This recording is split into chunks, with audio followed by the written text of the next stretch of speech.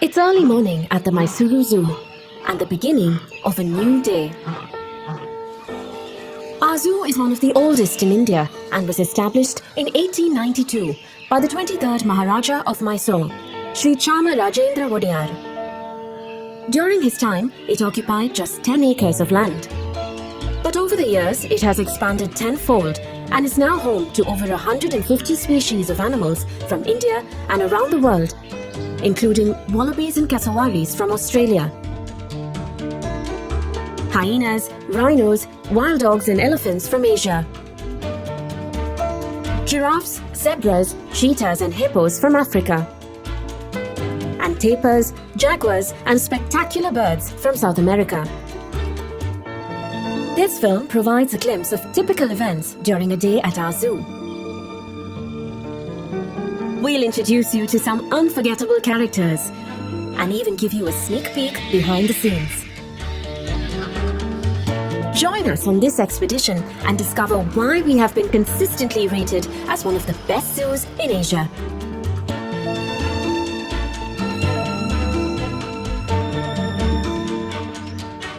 Our zoo is not just renowned for its diverse animal collection, but also for its stately gardens. Designed almost a century ago by the eminent German botanist and garden designer G.H. Krumbagel, these expansive grounds are meticulously maintained to this day. Elegant heritage structures add charm to the gardens, like this bandstand, which was once used to stage music performances. Another historical landmark is the Thandi Sadak or Cool Road, which kept the king shaded as he rode in and out of his nearby summer palace. Today, you can experience both the old world charm of the Maharajas and the excitement of a modern zoo. Set in the heart of Mysuru, our zoo is one of the city's main attractions and is visited by over 3 million people every year. On weekends and holidays, the zoo takes on a bustling carnival-like atmosphere with visitors from everywhere. For many of them, a day at our zoo is their first or closest encounter with the marvels of nature.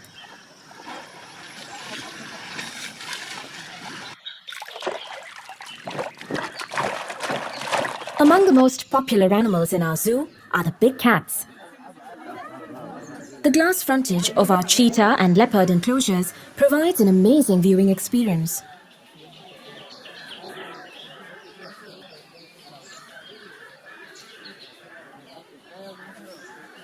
Leopards may be the most agile predators, but their cousins next door are truly awe-inspiring.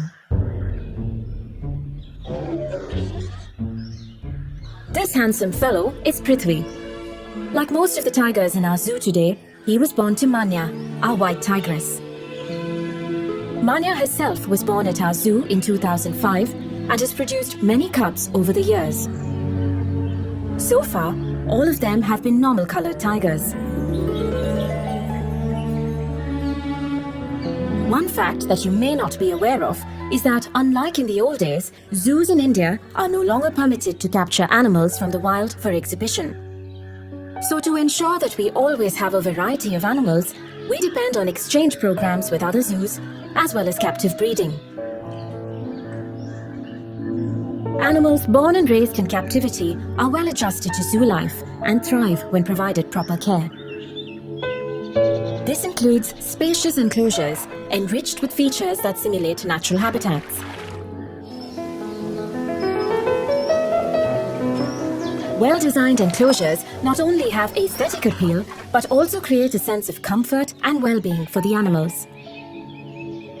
This rock in his enclosure is a habitual vantage point for Darshan, our own Lion King.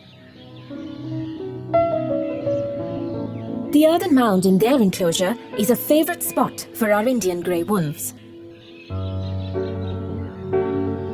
Most of the wolves in this pack were born and raised in our zoo. Here they are at just a few weeks old. Their mother Rani did a great job of raising them to adulthood. Across from the wolves are the dholes, which are also known as Asiatic wild dogs. They are smaller than wolves and have a shorter snout. Like wolves, wild dogs also hunt in packs and can easily bring down prey much bigger than themselves, such as the sambar. Sambar are fairly common and widely distributed in India's forests. They are the largest deer in Asia, and a stag can weigh 350 kilos or more. Far heavier than the sambar are the gaur, the largest wild cattle in the world. A bull stands 6 feet at the shoulder and weighs close to a ton. At the other end of the spectrum, we have one of the smallest herbivores in the world, the Indian mouse deer. An adult like this one stands just 13 inches tall and weighs a mere 3 kilos. Towering over all our other animals are the tallest mammals in the world. A male giraffe can grow over 18 feet tall and weigh more than 2,000 kilos. Because of their long legs, eating anything on the ground isn't easy. So we hoist their food up on a pole. A giraffe can extend its tongue by as much as 18 inches. This enables it to pluck leaves high up in the canopy. Most of the giraffes in our collection were born here and continue to breed well. At over 4 tons, the heaviest animal in our zoo is Rambo, our African elephant. Rambo is rarely seen without his faithful sidekick, a yellow-billed egret.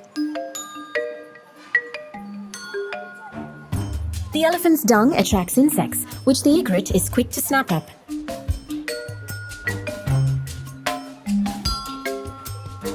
Rambo is now in his mid-20s, and we hope to find him a mate soon. Next to Rambo's enclosure is our herd of Asian elephants.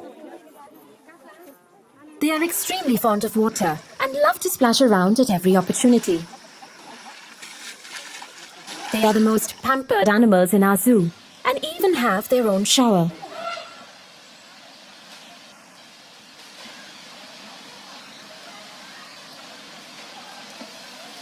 Elephants have enormous appetites and must be fed throughout the day. We give them a combination of cooked food, fruits, vegetables, and grass.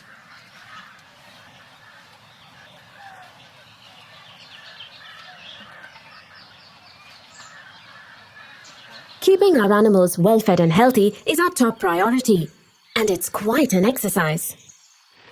Every day, truckloads of food arrive at the zoo, bringing 300 kilos of meat, 400 kilos of fruits and vegetables, 750 kilos of grains, pulses, and bran, and 6,000 kilos of grass and green fodder. Only the freshest and best grade of food is fed to our animals, and all items are subjected to stringent quality checks. Our kitchen staff prepares the right type of food for each species. It's a race against time every morning, catering to the many hungry mouths waiting for their breakfast.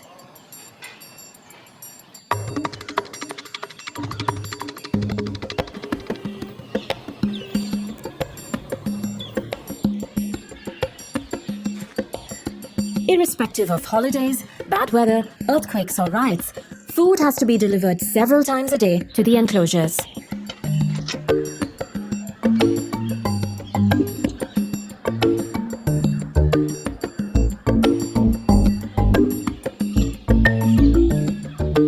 Of course, where there's an abundance of food, uninvited guests are never far behind. Many free-living creatures benefit from the banquets that are spread for our animals. In turn, they add color and gaiety to our zoo.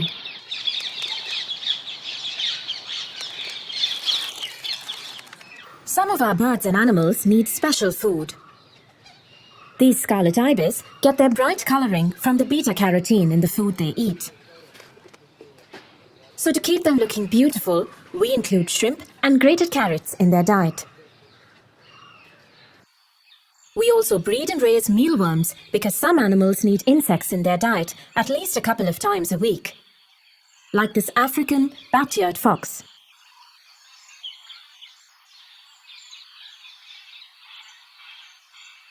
We have several species of crocodilians in our collection, and they are fed fish on alternate weeks. Our otters, on the other hand, need fresh fish every day. Here comes their keeper with lunch.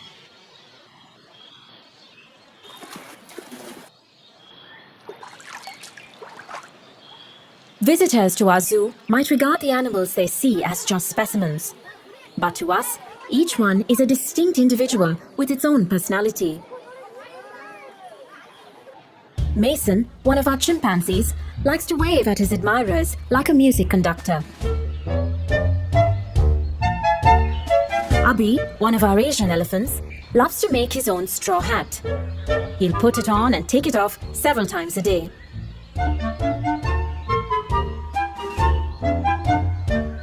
This ostrich pair might look like a happily married couple, but for some reason, the male seems to regard his keeper too as a potential mate.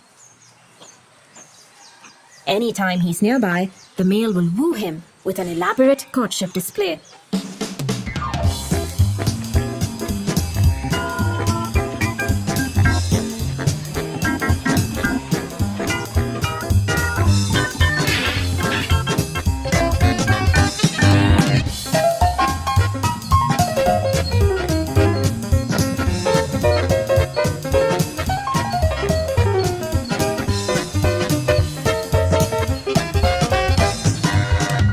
Our sloth bears, Ganesha and Durgi, also have distinct personalities. They were raised together as cubs and are very attached to each other. Ganesha is the adventurous one and is always getting up to some mischief. His mate Durgi, on the other hand, likes to take it easy. Whenever Ganesha gets bored, he will cajole the reluctant Durgi into a friendly wrestling match.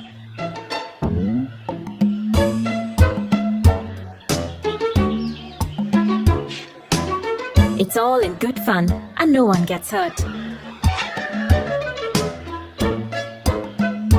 Animals at the zoo can also exhibit a surprising level of intelligence. Using a rock to relieve an itch is nothing unusual. But using a branch as a back scratcher? Now that's clever.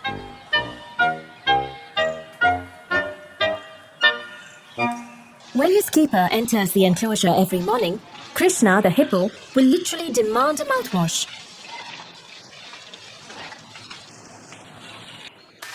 Our male Indian rhino, Virat, knows exactly when it's bath time. He will walk to the bathing area without any prompting and won't leave until he's received a thorough wash.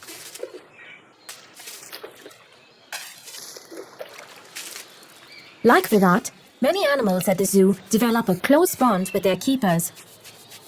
But don't be fooled. Only their keeper can get this close. Zoo animals can be very dangerous, and the rest of us must always stay behind the railings. However, if you would like a closer bond with our animals, you can participate in our adoption program and sponsor the upkeep of any of our animals. As a sponsor, you will get special visit privileges, and your support will help take care of some of our feeding expenses.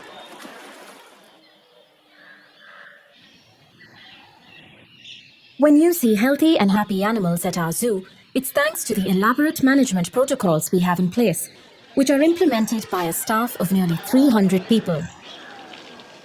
You may not notice them, but they are everywhere, quietly doing their jobs.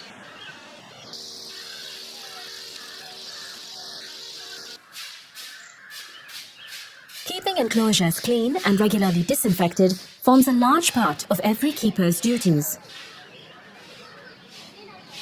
The main gate and entrances to other sensitive sections also have disinfectant mats to minimize the spread of diseases.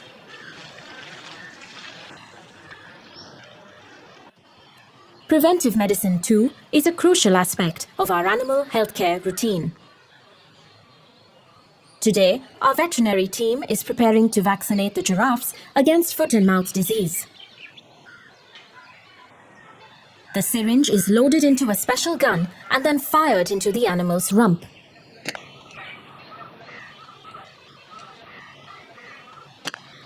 The big males barely flinch when the dart hits home. But next door, the females and their young are already nervous. One by one, the doctors get them all.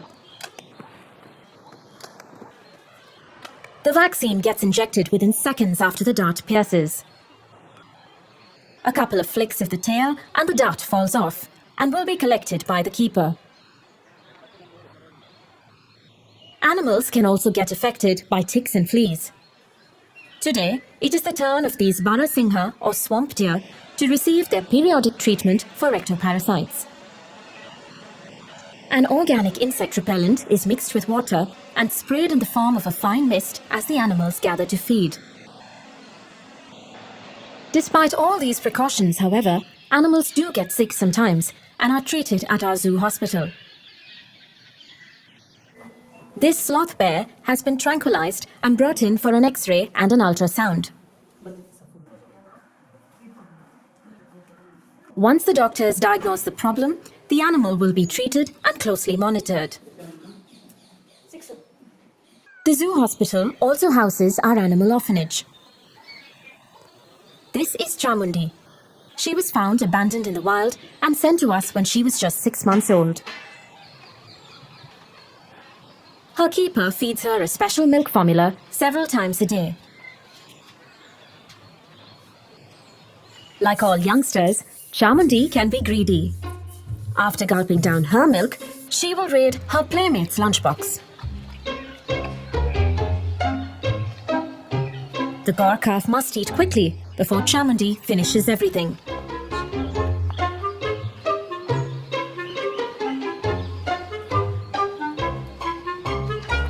Meanwhile, it's feeding time for the other orphans. Sometimes, babies born at the zoo are not properly looked after by their mothers and have to be painstakingly hand-raised. These hyena pups are just a few weeks old, but have insatiable appetites. Hey.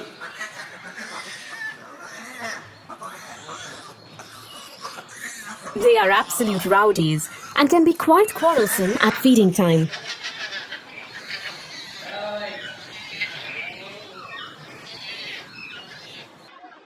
One of our most popular exhibits is our newly redesigned snake house.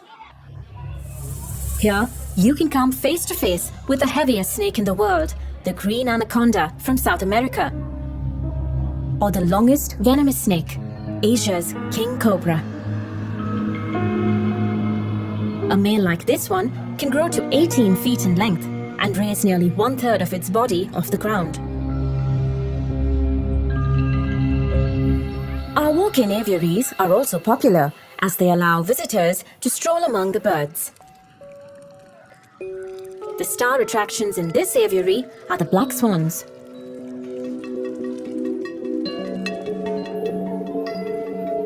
Our zoo has been a great venue for inspiring a love for nature in young minds.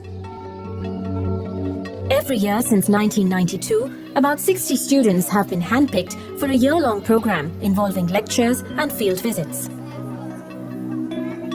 The students are taught various aspects of nature conservation, which we hope will instill a lifelong empathy for the natural world. We also pride ourselves as a clean and green zoo and recycle much of the organic waste that is generated. Mega herbivores like rhinos, hippos, and elephants eat vast quantities of food. And of course, what goes in does come out.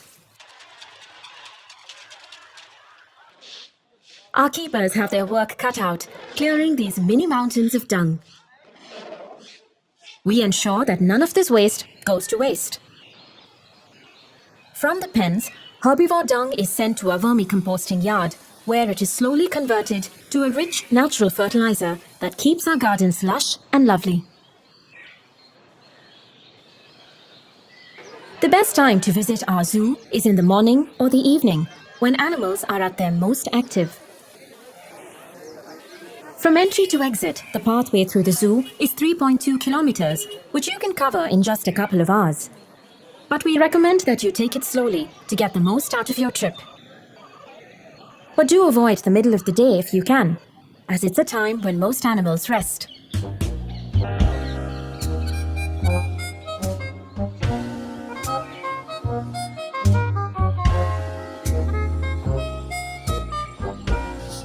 While most visitors come to our zoo to see animals, we also have a great variety of trees from all over the world.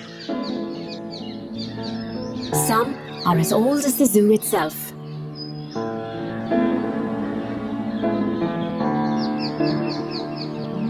For over a century, these grounds with their magnificent trees and animals have been an important part of Mysuru's rich heritage.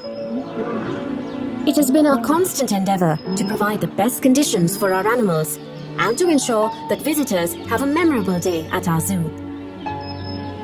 We are immensely proud that what started as a Maharaja's private menagerie has evolved into a vibrant and dynamic public institution. With your continued support, we hope to make Mysuru Zoo even better in the years to come.